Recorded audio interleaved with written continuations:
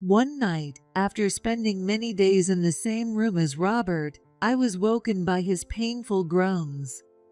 "Robert, hang in there."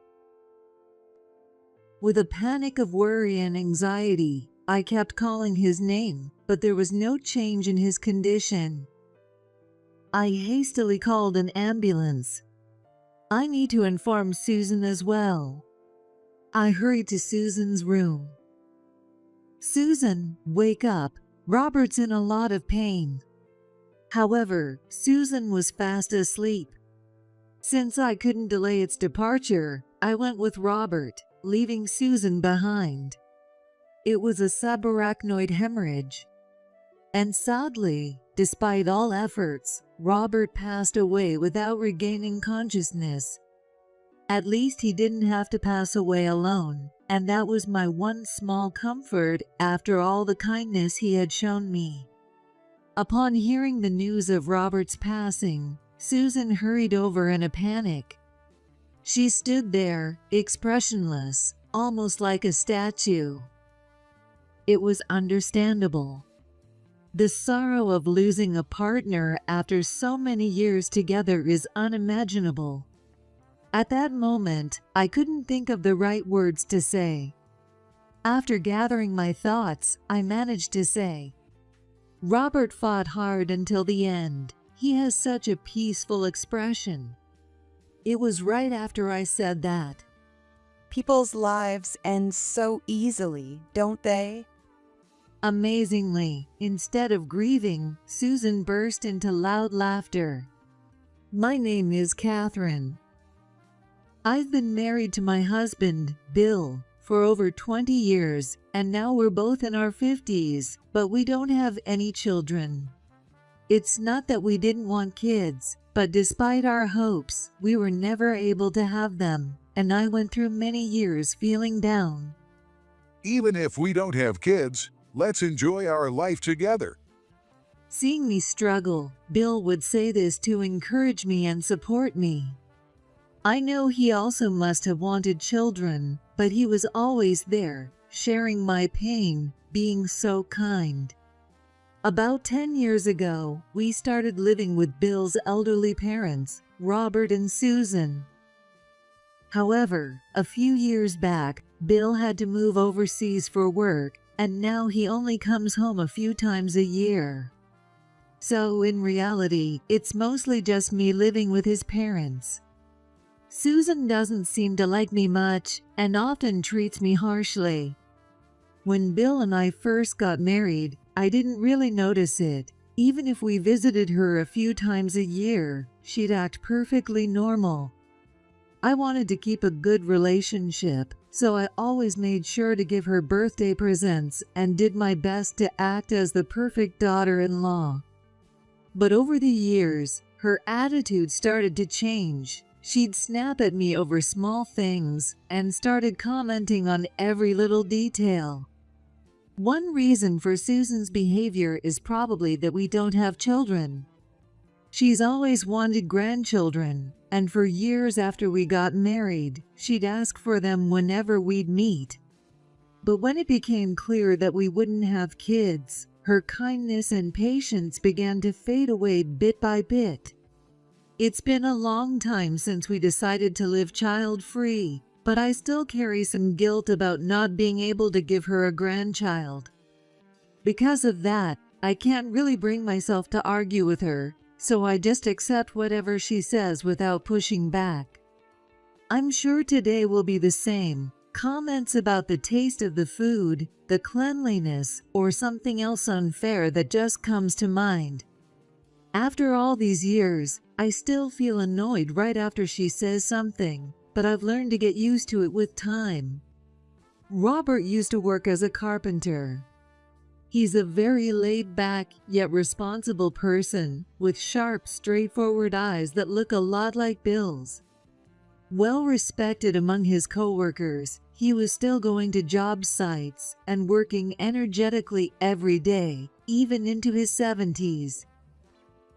However, 7 years ago, he had an unfortunate accident where he missed his footing and fell from a high place while on his jobs.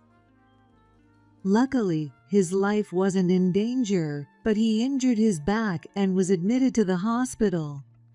Despite treatment and rehabilitation, he was left unable to move his lower body, meaning he now needs caregiving to live day to day. Soon after Robert was hospitalized, I quit my part-time job to become a full-time homemaker, focusing on preparing for his care and visiting him in the hospital. I was worried about him and didn't want him to feel lonely, so I made time to visit him almost every day. Susan seemed shaken by the suddenness of it all. While I handled things at home, she often looked busy or was out of the house during the day. She must have been very worried about Robert. Thanks for coming today, even though you're busy. Seeing you really lifts my spirits, Catherine. Robert would greet me with a warm smile every day, always considerate of me. Since my visits were usually short and a bit hurried, I felt bad for him. But seeing him also reassured me and lifted my own spirits. Today, I finished up my housework early and had more time than usual. I'd be able to visit him a little longer. After preparing a meal for Susan, who had been staying in her room, I quickly got ready and headed to the hospital.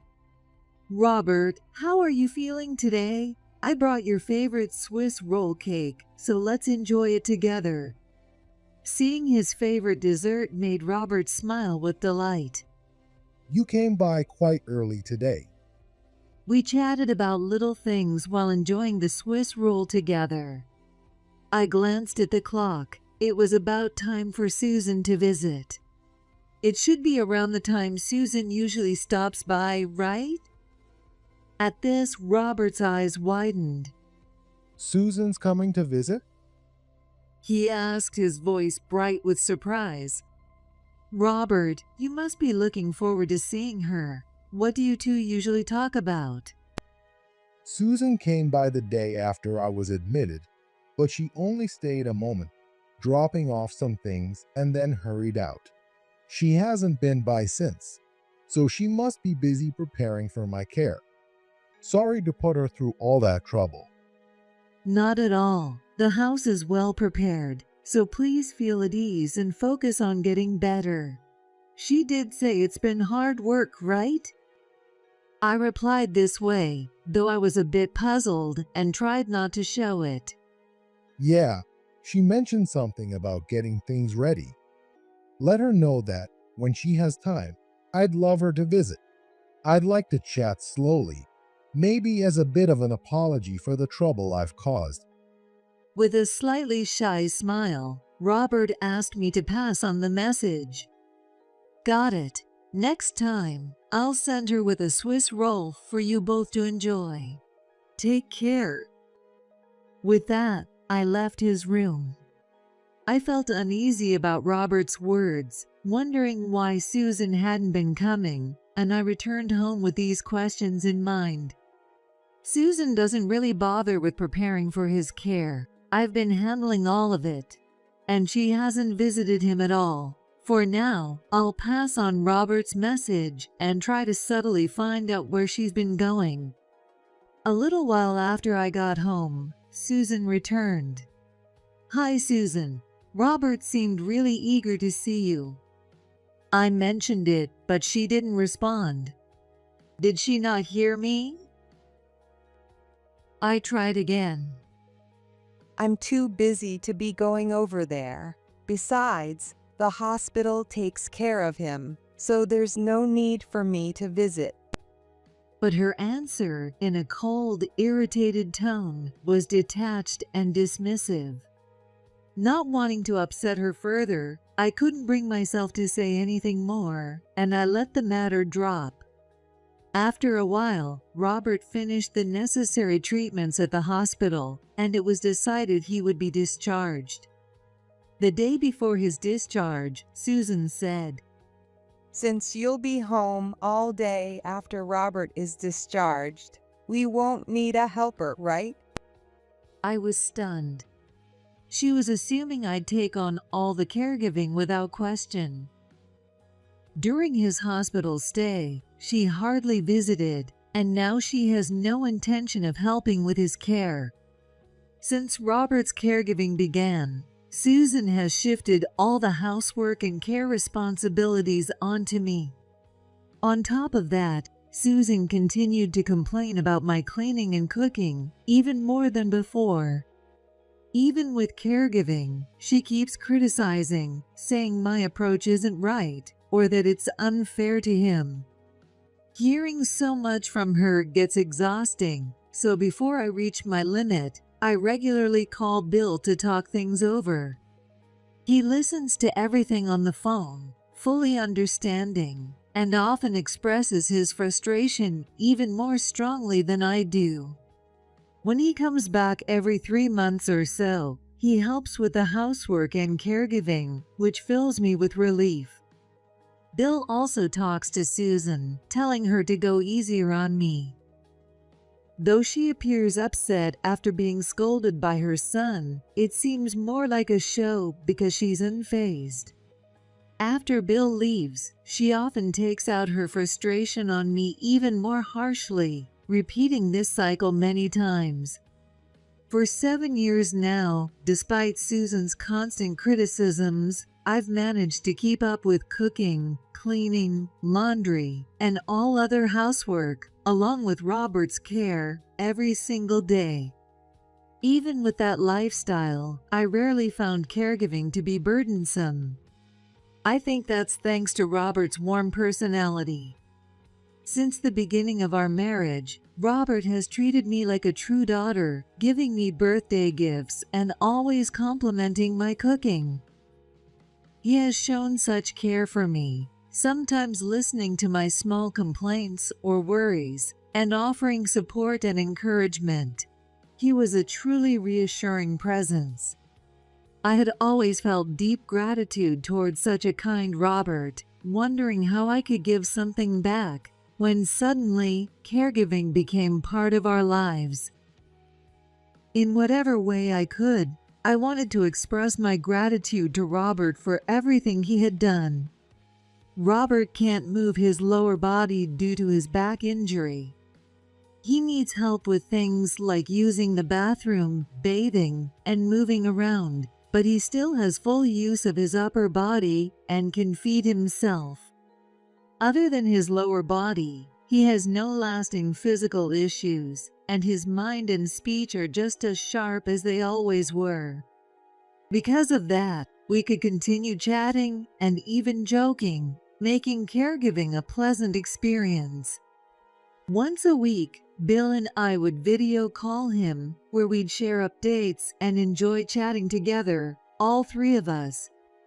Recently, we got excited talking about places we'd like to visit overseas. We chatted at length about what kinds of scenery we'd like to see, local foods to try, and which traditional outfits we'd love to see up close, sharing a dreamy conversation. It's amazing that at 81, Robert uses a tablet so skillfully. During the call, he would look up photos and information on the places we discussed and show me, even sharing his screen so Bill could see too.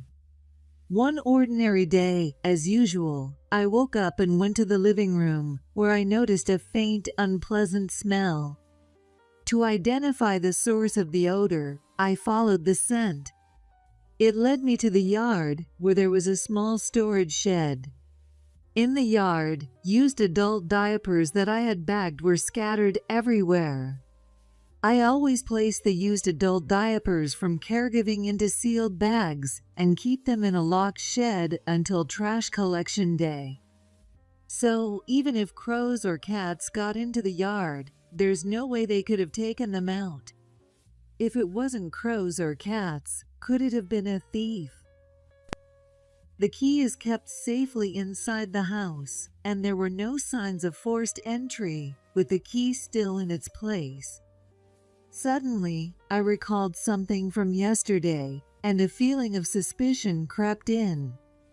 During our long video call with Bill, the door to the room was slightly open.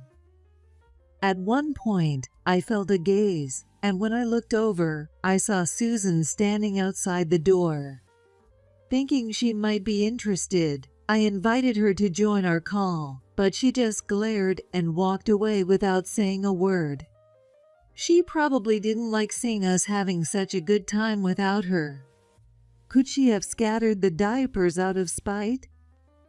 Since breakfast time was approaching, I quickly prepared a meal for Robert and handed it to him before heading to the yard to clean up. It was a terrible sight, but after gathering everything and spraying down the area, the smell faded and the yard returned to its usual state. This time, I tied the bags even more securely. With the yard restored, I figured Robert had probably finished his breakfast, so I went to clear his dishes. To my surprise, there were no dishes in sight, and no sign that he had eaten at all. I'm sure I brought him his meal. Confused, I asked Robert what had happened to the plate. Susan took it, saying she'd reheat it. It had been a while, but she hadn't returned it. Hurrying to the kitchen, I was shocked by what I saw. The meal I had prepared for Robert had been thrown into the sink, looking like leftover scraps. Even I was reaching my breaking point with the relentless, unreasonable actions. I searched for Susan, but she was nowhere to be found. Her usual bag and shoes were gone, so she must have left while I was busy cleaning the yard. Having no choice, I waited for her to return. It was well past noon when Susan finally returned home. She seemed in a great mood, humming to herself. Still unable to calm my anger, I confronted her as soon as I saw her. "Did you scatter the diapers in the yard and throw away Robert's breakfast?" Who else would do it but me? Is that a problem? She replied, without a hint of remorse.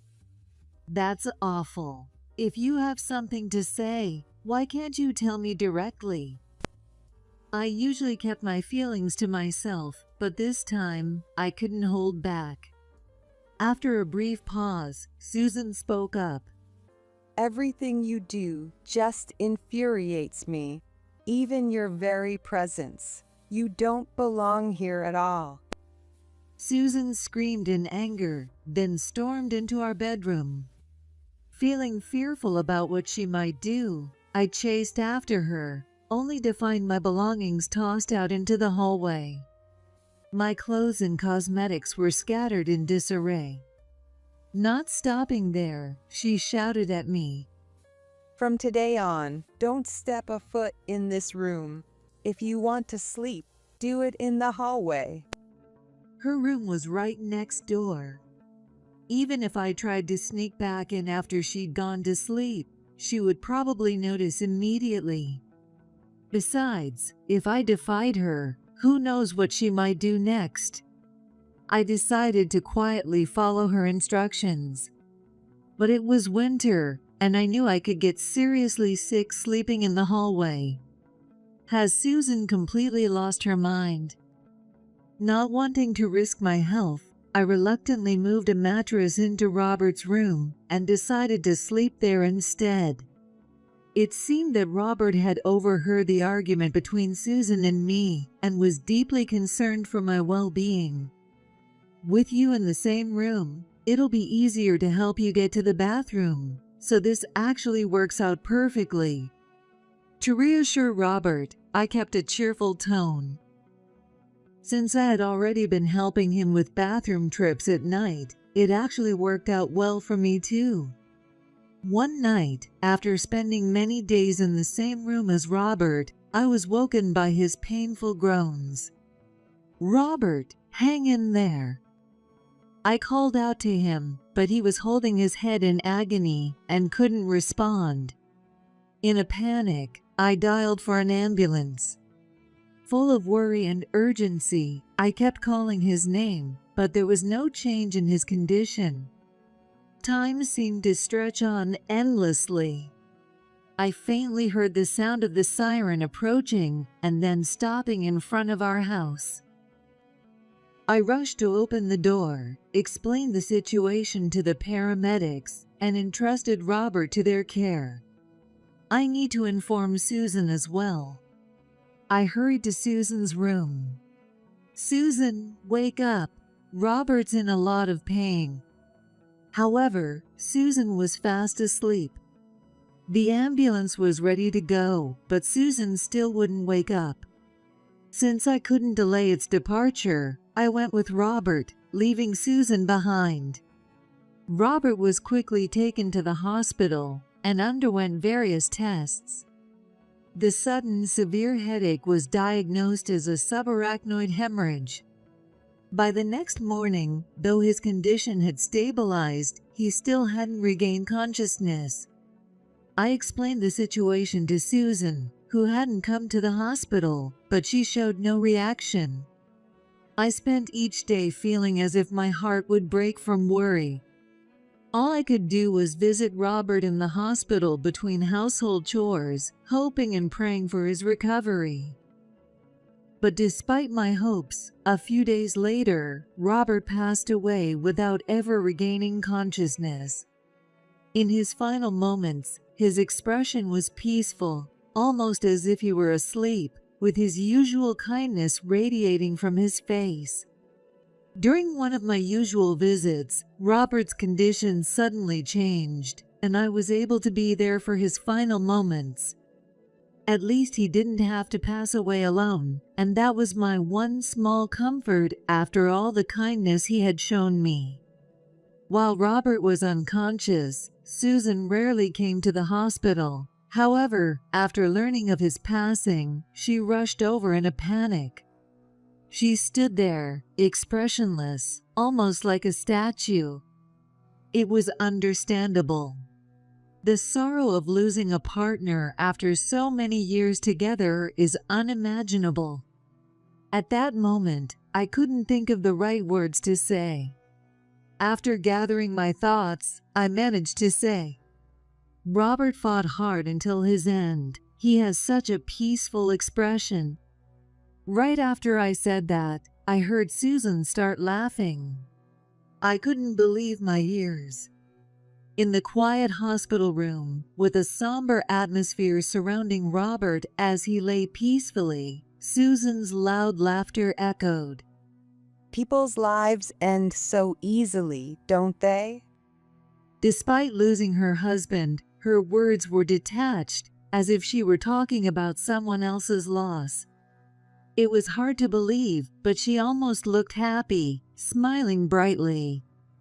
I was shocked by Susan's reaction. Bill rushed back home upon hearing the news, and we shared in our grief. But there was barely time to mourn as his funeral preparations quickly got underway. Throughout the service, I was overwhelmed with sadness.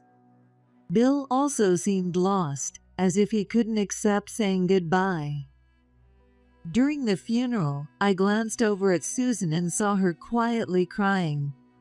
What was that laughter in the hospital? It's like she's a different person. She shed tears for her late husband. What seemed like a natural sight felt oddly unsettling to me. As the funeral neared its end and all the relatives had gathered, Susan, who had been crying until now, suddenly spoke up. Everyone, listen to me. Catherine, as a daughter-in-law, was having an affair with Robert.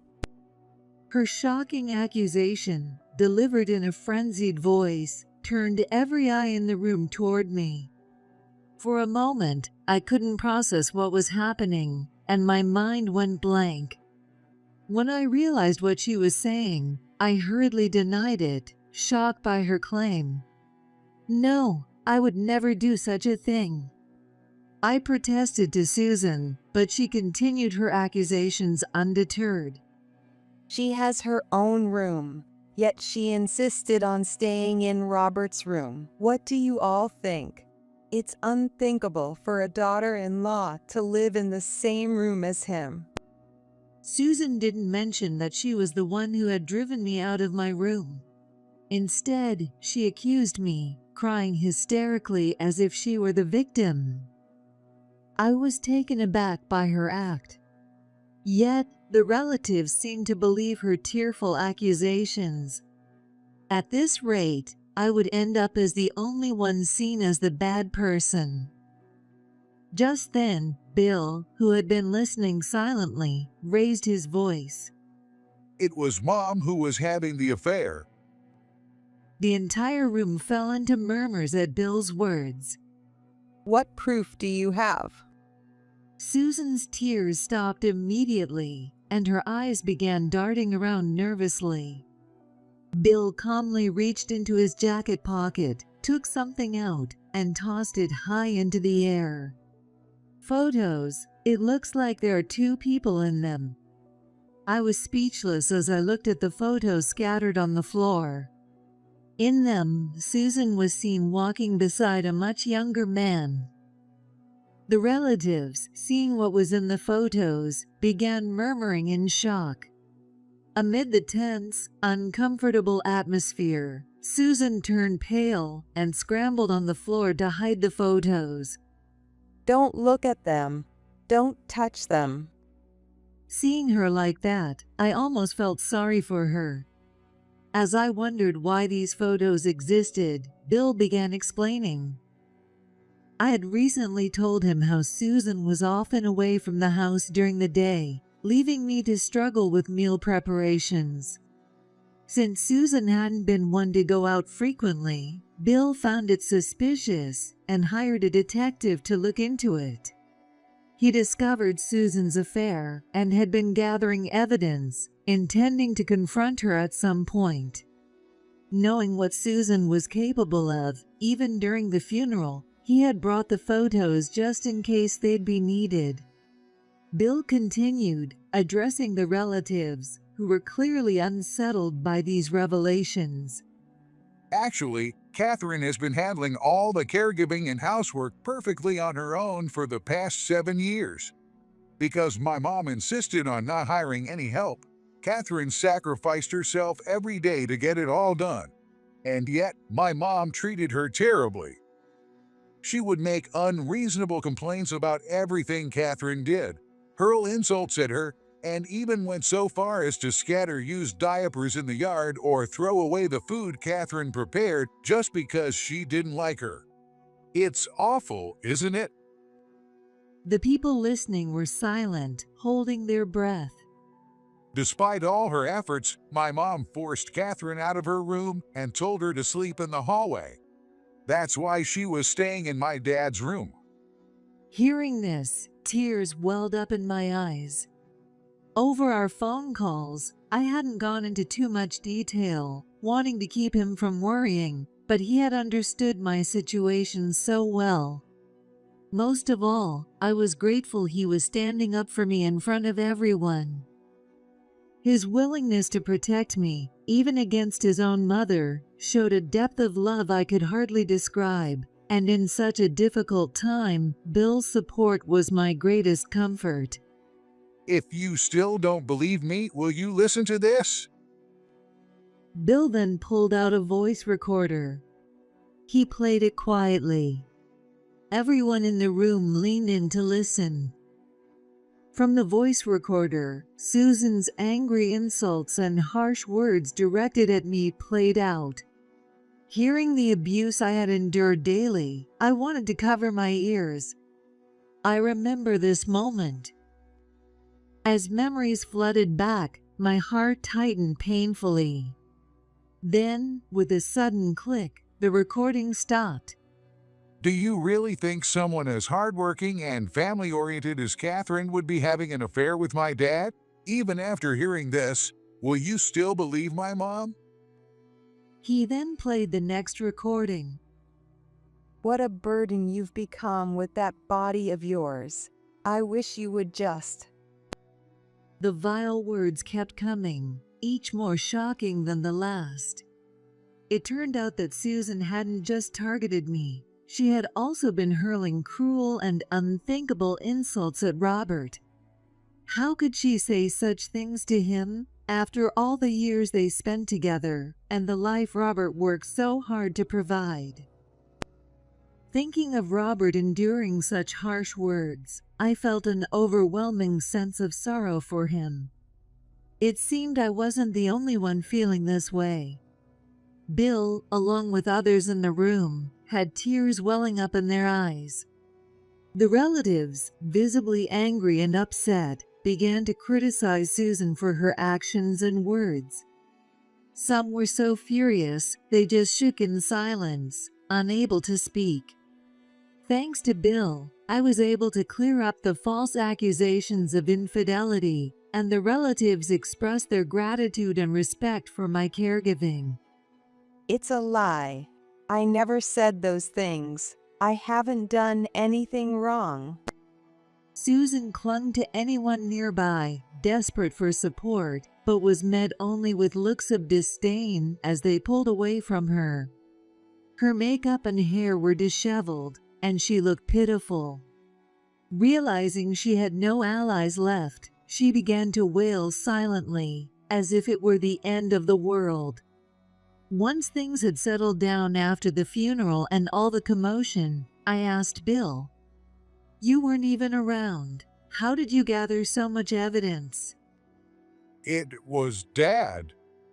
To my surprise, Robert had been worried about the situation between Susan and me and had reached out to Bill for help. Together, they had been gathering evidence to support me. It suddenly made sense why they had been in frequent contact. To ensure solid proof, Bill bought a voice recorder when he came home and secretly recorded things. I have no idea where he hid it. But this wasn't the only consequence Susan would face. It seemed that Robert was deeply upset about Susan's behavior toward me. So he discussed it with Bill and arranged for Susan to receive only the minimum legal portion of his inheritance. Robert felt for me, seeing how I continued to take care of the household and caregiving duties every day without neglect, despite everything I endured. Since he couldn't do much physically himself, he kept in contact with Bill and made these arrangements discreetly so Susan wouldn't find out. With Susan being away from the house most of the time, Bill said with a smile, they were able to handle everything smoothly. By the way, Dad left this for you. It was a letter from Robert. Catherine, thank you so much for all the care and attention you've given me. Those were the first words written in his beautiful handwriting. I began to read the letter aloud for Bill to hear. "I'm sorry about Susan. She's not a bad person. She just can't express herself. I wish I could set her straight, but I can't in my condition. Catherine, you've done everything right." My vision blurred, and I couldn't read the words clearly. He must have endured the frustration of his immobility and the harsh words from Susan. Yet, even in that situation, he thought about both Susan and me. I respected him even more for his kindness. At the end, he wrote what I felt was his true message. When I'm no longer here, I want you and Bill to do what makes you happy and live freely. Even in his letter, Robert's warmth and kindness shone through, and I couldn't hold back my tears. After I finished reading, memories flooded over me. The challenging early days of caregiving, the times I grew accustomed to it, the fun days chatting on video calls with Robert and Bill. The nostalgia made my eyes well up again. After some time, Bill said he couldn't forgive Susan for her actions and filed a claim for emotional damages on my behalf for the distress she had caused me. He then declared that he was cutting ties and firmly left the family home. In my heart, I felt some hesitation about leaving an elderly Susan behind. She had said and done so many hurtful things, yet we had lived together like family for such a long time. But Robert's letter gave me the encouragement I needed to put our happiness and freedom first, and with that, I found the resolve to move forward. As for how Susan is doing now, it seems that after leaving all the household chores to me for so many years, she's struggling with even basic tasks like cooking and laundry, and lives miserably alone in a house that has turned into a cluttered mess. She lacks the ability to manage on her own, and with her savings depleted, I can't help but feel a bit sorry for her. On the other hand, our lives have changed completely for the better.